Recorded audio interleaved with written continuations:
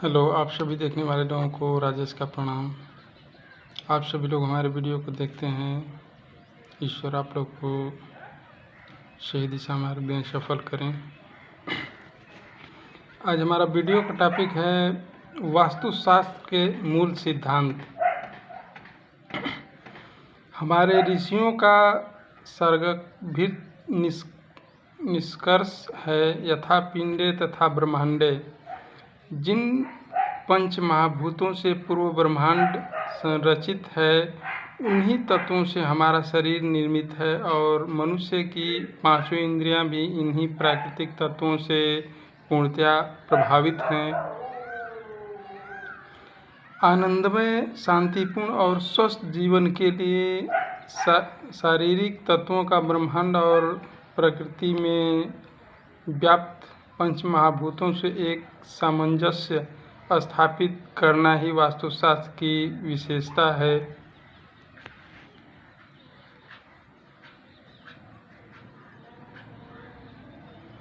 वास्तुशास्त्र जीवन के संतुलन का प्रतिपादन करता है। यह संतुलन बिगड़ते ही मानव एकाकी और समग्र रूप से कई प्रकार की कठिनाइयों और समस्याओं का शिकार हो जाता है।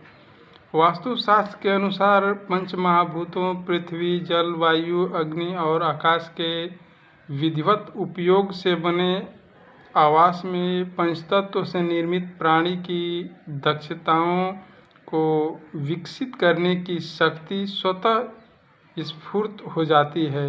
पृथ्वी, मानवता और प्राणी मात्र का पृथ्वी तत्व मिट्टी से स्वाभाविक और भावनात्मक संबंध है।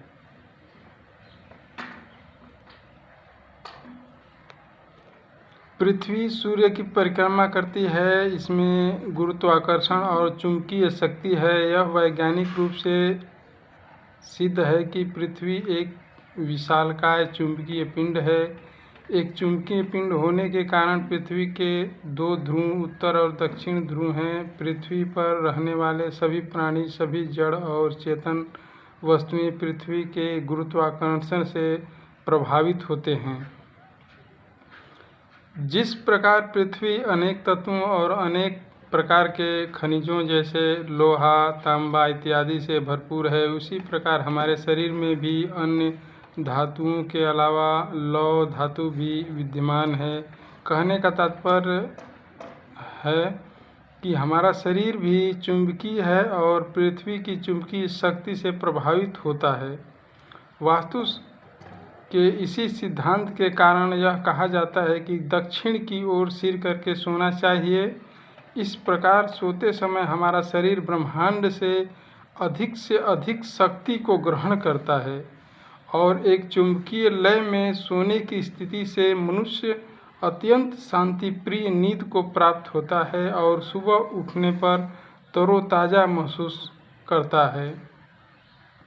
वास्तुशास्त्र में पृथ्वी, मिट्टी का निरीक्षण, भूखंड का निरीक्षण, भूमि आकार, ढलान और आयाम आदि का ध्यान रखना अत्यंत आवश्यक है।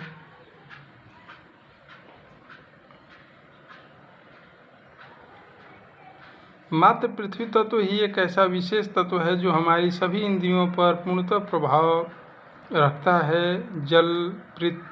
पृथ्वी तत्व के बाद जल तत्व अत्यंत महत्वपूर्ण तत्व है। इसका संबंध हमारी ग्राह्य इंद्रियों स्वाद, स्पर्श, दृष्टि और श्रवण से है। मानव के शरीर का करीब 70% भाग जल के रूप में और पृथ्वी का 2/3 भाग भी जल से पूर्ण है। पुरानी सभ्यताएं अधिकतर नदियों और अन्य जल स्रोतों के समीप ही बसी होती थी। वास्तुशास्त्र जल के संदर्भ में भी अत्यंत महत्वपूर्ण भूमिका निभाता है, जैसे कि कुएं, तालाब या हैंडपंप की खुदाई किस दिशा में होनी चाहिए। स्वच्छ और मीठा पानी भूखंड के किस दिशा में मिलेगा। नगर को या घर को पानी के स्रोत के सापेक्ष में किस दिशा में रखा जाए या पानी टंकी या जल संग्रहण के साधन को किस स्थान पर स्थापित किया जाए इत्यादि। पानी के भंडारण के अलावा पानी की निकास नालियों की बनावट सीवर और सेप्टिक टैंक इस प्रकार से रखे जाएं जिससे जल तत्व का गृहस्थ की खुशहाली से अधिकतम सामंजस्य बैठे।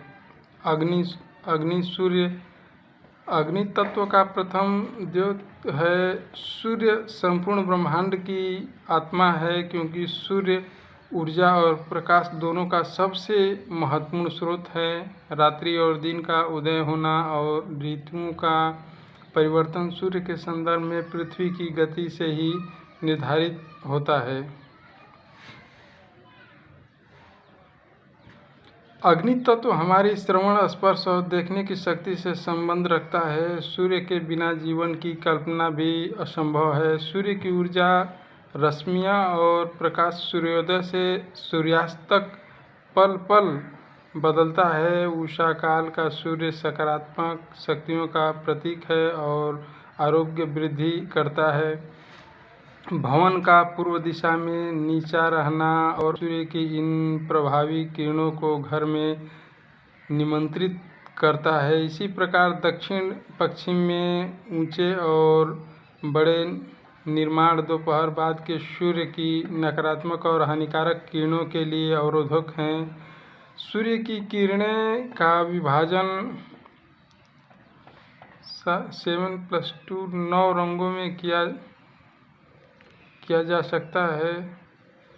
सर्वाधिक उपयोगी पूर्व में उदित होने वाली पराबैंगनी किरणें हैं, जिसका ईशान कोण से सीधा संबंध है।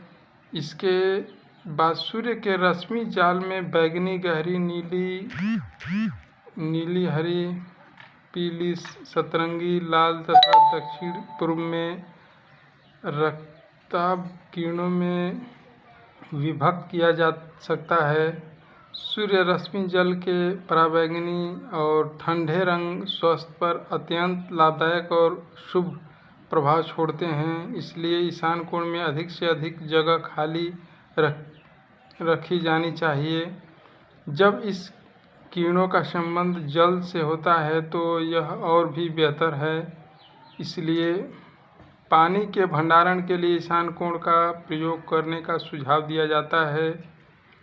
उत्तर पूर्व में दीवार बनाना या इस तरफ शौचालय इत्यादि बनाना भी भवन की सबसे पवित्र दिशा में दूषित करता है। इस दोष से इस दिशा का सही उपयोग और लाभ नहीं मिल पाता, बल्कि घर में कलह और बीमारी के कारण बन सकते हैं। उषा काल के सूर्य की पराबैंगनी किरणें शरीर में मेटाबॉलिज्म को संतुलित रखते हैं। भारतीय जीवन में सूर्य नमस्कार और सुबह सूर्य को जल चढ़ाने जैसे उपाय पराबैंगनी किरणों के शुभ प्रभावों में वृद्धि करने वाले होते हैं। सूर्य की किरणें जल में से पारदर्शित होकर और भी सशक्त और उपयोगी हो जाती हैं। दोपहर बाद और शाम के सूर्य की रक्ताभ किरणें स्वास्थ्य के लिए हानिकारक हैं और इनका बहिष्कार अति उत्तम है। वास्तु के अनुसार दक्षिण दिशा में ऊंचे और बड़े वृक्ष लगाए जाने चाहिए, जिससे दूषित किरणों से बचाव हो सके, यह किरणें परावर्तित हो सके। वायु जीवन के लिए अत्यंत उपयोगी तत्व है। वायु का हमारी श्रवण और स्पर्श इंद्रियों से सीधा संबंध है। पृथ्वी और ब्रह्मांड में उपस्थित वायु नाइट्रोजन, ऑक्सीजन, हाइड्रोजन और हीलियम जैसे गैसों का सम्मिश्रण है। जीवन के लिए इन सभी गैसों की सही प्रतिशतता, सही वायुमंडलीय दबाव और आर्द्रता का सही अनुपात होना आवश्यक है। वास्तुशास्त्र में जीवनदायिनी वायु के शुभ प्रभाव के लिए दरवाजे, खिड़कियां, रोशनदानों, बालकनी और ऊंची दीवारों को सही स्थान और अनुपात में रखना बहुत आवश्यक है। इसी के साथ घर के आसपास लगे पेड़ और पौधे भी वायु तत्व को संतुलित करने में अत्यंत महत्वपूर्ण भूमिका निभाते हैं।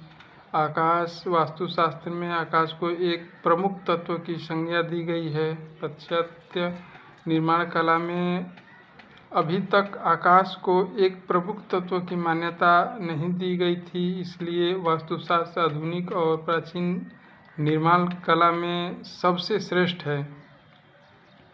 आकाश अनंत और असीम है। इसका संबंध हमारी श्रवण शक्ति से है। एक घर में आकाश तत्व की महत्ता घर के मध्य में होती है।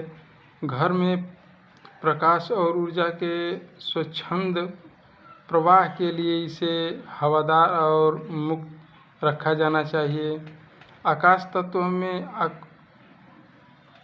अक्रोधता घर या कार्यस्थल में वृद्धि में बाधक हो सकती है। घर या फैक्ट्री को या उसमें रखे सामान को अव्यवस्थित ढंग से रखना आकाश तत्व को दूषित करना है।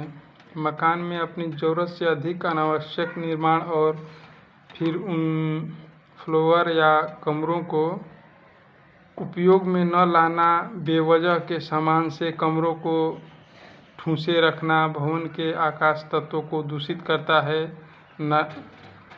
नकारात्मक शक्तियों के प्रभाव से बचने के लिए सुझाव है कि भवन में उतना ही